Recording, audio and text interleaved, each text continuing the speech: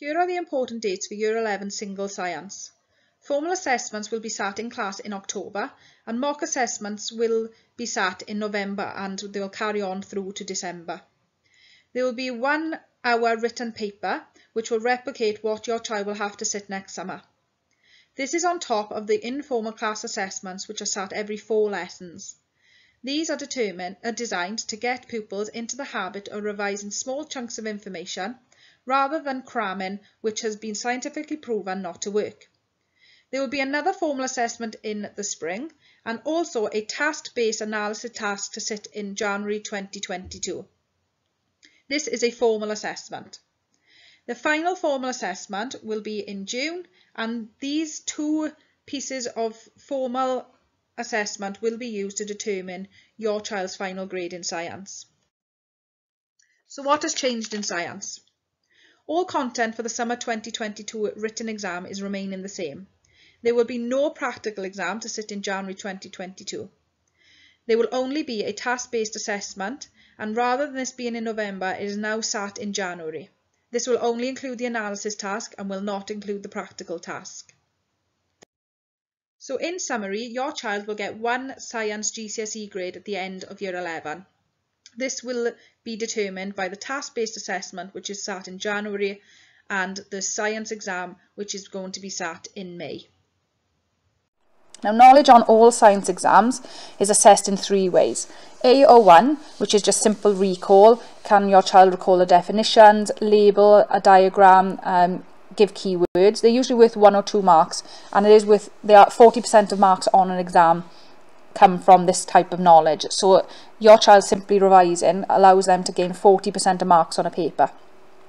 AO2 asks your child to apply knowledge to a given situation, and these are a little bit more difficult, so the marks are usually 3 or 4. And lastly, our AO3, this is when your child is asked to look at evidence or new information and form their own conclusions using their scientific knowledge. There's only 20% of these marks on papers because they're the most difficult, and the questions are usually worth 5 or 6 marks.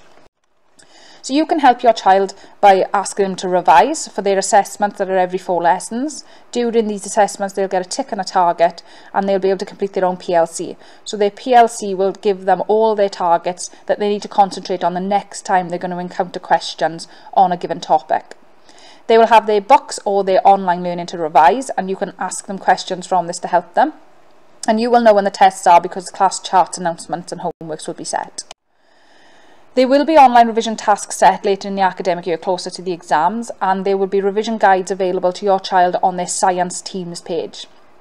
Attendance to your lessons is important for your child and also to morning mentoring, so making sure that they're on time in the mornings to engage in mentoring with their mentoring teachers or reg teachers, and also engaging on online work should they not be able to be in school.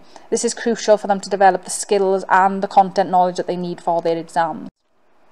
There are plenty of online resources for you to use.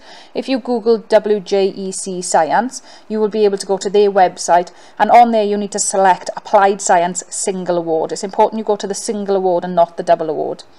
You'll be taken to a page that you can see on the right hand side where you can browse for past papers and online resources which are useful. They include animations and revision games and much more.